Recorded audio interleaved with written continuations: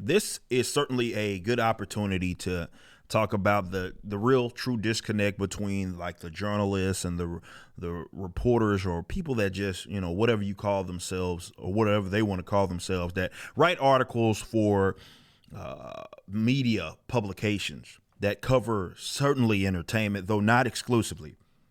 And the strange world kind of thing really ties things together. I'm going to show you guys this article, and the title itself is hilarious. But of course, this is coming from the same company that absolutely, they're certainly within their right to not cover the Rippaverse, despite parading themselves around as the number one source in kind of comic book media. That is, we've covered that. If you want to get some backstory on that, a lot of their guys aren't really fond of myself, and it goes to show kind of where they're at. But certainly covered this, which makes sense. It's right up their alley. But this is the title. Strange World is Disney's biggest step towards inclusivity. For real this time. After mediocre attempts at inclusivity and representation, Strange World feels like Disney has made its biggest and most genuine step towards equality. Okay, meaningless terms, just buzz terms all over the place. And we're going to read just a little bit of it. Of course, it talks about this while shows and movies being made have been more cosmopolitan, as the Marvel Cinematic Universe, Simu Liu, recently noted that there's still more that can be done in terms of representation. The term they love so much, especially on the LGBTQ front.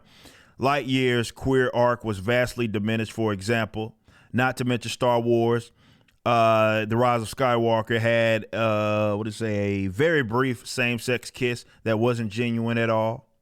Throw in Josh Gad's LaFoe in Beauty and the Beast, and Tessa Thompson's Valkyrie, giving the bare minimum expressing themselves. It does get a little tiring at times. It gets a little tiring that these characters aren't emphasizing their sexuality and all that other goofy stuff, which is the least interesting thing as it pertains to characters, but not for the people that are so ideologically obsessed. Admittedly, Eternals, it says that it was a positive move, but it feels like Disney is afraid of pandering at times, which might explain why Strange World has been sent out to quietly die with minimal promotion. I don't think it's dying with minimal promotion. I think what's happening is that, because I certainly saw a bunch of articles, I saw a bunch of ads certainly for it. It's just that, it's not doing what they want it to do, and they're afraid to they're afraid to admit that and come to terms with maybe people just aren't interested in something. So of course, with these types, they have to point to something else. So something else has to be the reason why it can't be doing as well as they think that it should be. What's not on the table is, of course, that people just aren't interested. That's because this film makes huge leaps in terms of queer and inclusivity, especially on the teenage front. Like the fact that people don't consider that weird right there, that you're talking about this stuff. We're dealing with kids and they think they're the good guys. It's just, oh man, something else that could win over the demographic who will form the target audience in years to come. And this time, it's very nuanced, substance-filled story of love that deserves to be hyped up more. Just because of it's love and the I guess the sexuality stuff. And even though we're dealing with teenagers or whatever. Of course, they say Strange World is unafraid, and basically they say that the son was revealed to be gay.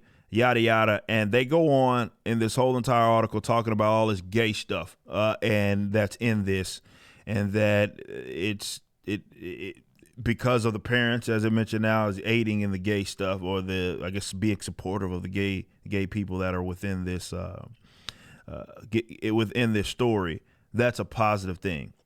Now, what's not mentioned anywhere in this story, right? They mention that it's not promoted enough, but what's not mentioned in this story? Even though this title would have you believe, oh, this is the greatest step, biggest step towards inclusivity. Well, what's not mentioned is this. The fact that this bad boy, as according to Variety, is set to lose $100 million.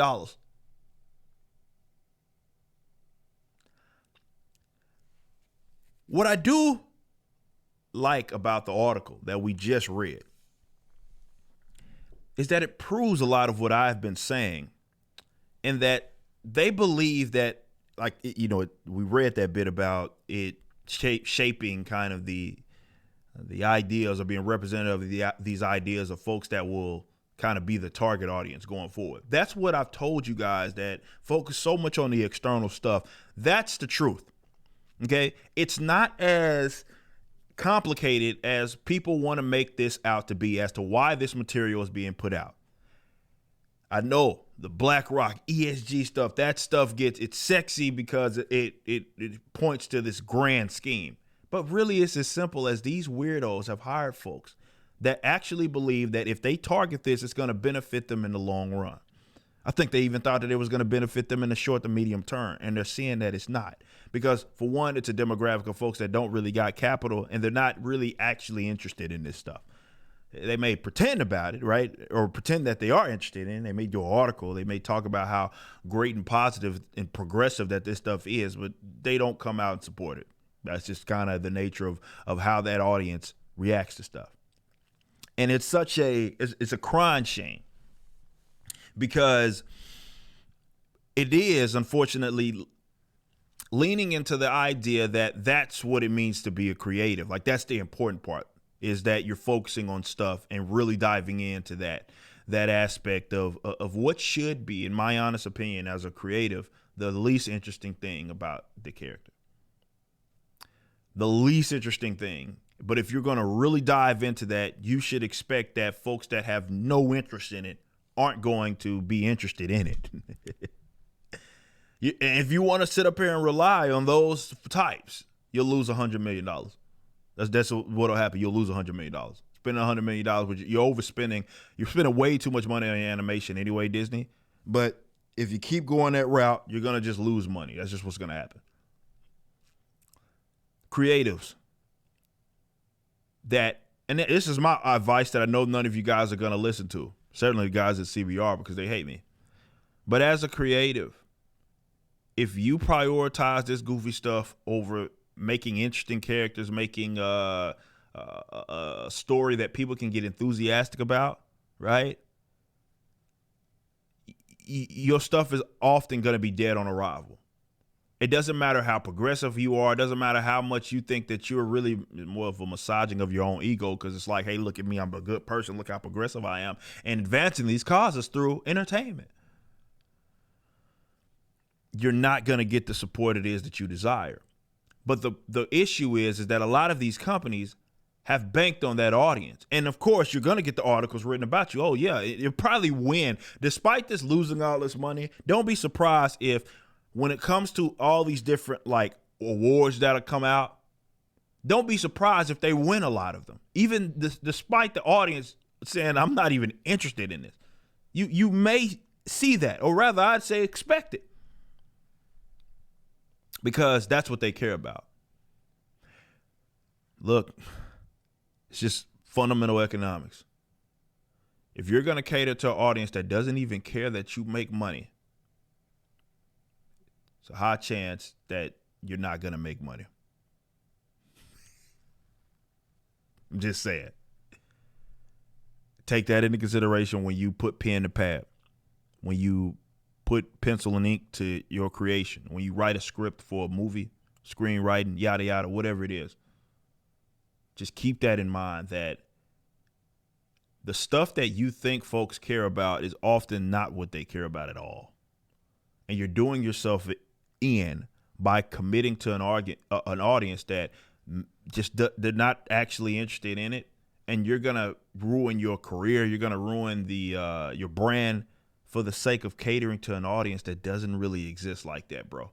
It's just bad business practices. But hey, good luck to those guys, and I'm pretty sure CBR will continue to run, I don't know, interference or whatever you want to call it, to really shed a light on how great your material and inclusive your material is, despite you losing $100 million.